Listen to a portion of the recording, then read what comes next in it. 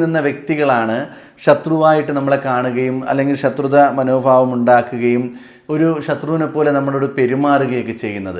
നമുക്ക് വളരെ വലിയ രീതിയിലുള്ള മാനസികമായിട്ടുള്ള പ്രശ്നങ്ങൾ ഈ ഒരു സമയത്തുണ്ട് ജീവിതത്തിൽ വരിക തന്നെ ചെയ്യും. ബിസിനസ് ചെയ്യുന്ന വ്യക്തികൾക്കും അതുപോലെ തന്നെയാണ്. നമ്മുടെ കൂടെ നിന്ന വ്യക്തികൾ നമ്മൾ മാറി നിൽക്കുന്നു, അല്ലെങ്കിൽ നമ്മുടെ കൂടെ പാർട്ട്ണറായി നിന്നവർ നമ്മളിൽ നിന്ന് മാറിപ്പോകുന്നു. അതുകൊണ്ട് കച്ചവടം ചെയ്യുന്നവർക്ക്, അതുമാത്രമല്ല നമ്മൾ ഈ ഭാഗ്യത്തിന് വേണ്ടി, അതായത് ലോട്ടറി പോലല്ലോ നറുക്കെടുപ്പോ ഇതൊക്കെ കിട്ടുമെന്നൊക്കെ പറഞ്ഞ് കാത്തിരിക്കുന്ന വ്യക്തികളുണ്ട്. അവർക്കും ദോഷപരമായ, നെഗറ്റീവായ അനുഭവങ്ങൾ, നിരാശപ്പെടേണ്ട സമയം തന്നെയാണ്. കർമ്മരംഗത്ത് അങ്ങനെ നേട്ടങ്ങൾ ഉണ്ടാകാൻ സാധ്യത വളരെ കുറവായിട്ടാണ് കാണുന്നത്. നിത്യവും ജോലി ചെയ്യുന്ന വ്യക്തികൾക്ക് ജോലി ഇല്ലാത്ത ഒരവസ്ഥ, അങ്ങനെയൊക്കെ ഒരുപാട് തടസ്സങ്ങൾ വന്നു ചേരുവാൻ സാധ്യത വളരെ കൂടുതലായി കാണുന്ന ഒരു വർഷ കാലഘട്ടമാണ്.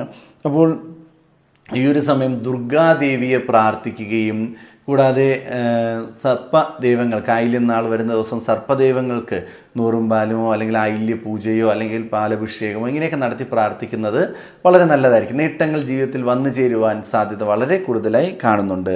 അപ്പോൾ ഈ തടസ്സങ്ങൾ മാറിക്കിട്ടും. തടസ്സങ്ങൾ മാറിക്കഴിഞ്ഞാൽ നമുക്ക് സന്തോഷകരമായ ജീവിതം മുന്നോട്ട് നയിക്കുവാൻ സാധിക്കും.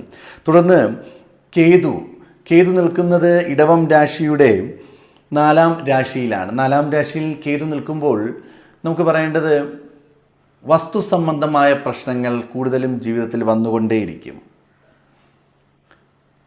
നിങ്ങൾക്ക് വീട് വയ്ക്കുന്ന വ്യക്തിയാണ്, നിങ്ങളിപ്പോൾ വീട് വച്ചുകൊണ്ടിരിക്കുകയാണ്, പൂർത്തിയാക്കാൻ പറ്റാത്ത രീതിയിലുള്ള തടസ്സം, അല്ലെങ്കിൽ നിങ്ങൾ പൂർത്തിയാക്കി കഴിഞ്ഞാലും പണി പൂർത്തിയാകാതെ വീണ്ടും പണികൾ വന്നുകൊണ്ടേയിരിക്കുന്നു.